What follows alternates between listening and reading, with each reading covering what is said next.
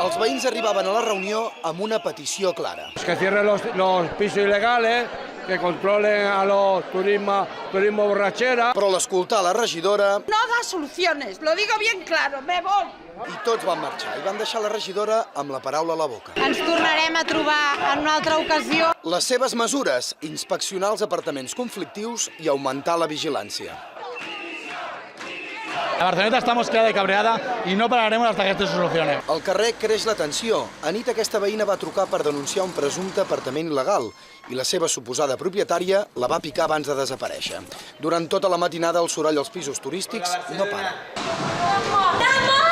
Yo dormía muy tranquilamente y ahora tengo que recurrir a les pastilles. El tamany dels carrers tampoc ajuda, són estrets, a l'estiu fa calor, els veïns obren les finestres i el soroll s'escolta més. Arriba la Guàrdia Urbana, que intenta calmar els ànims.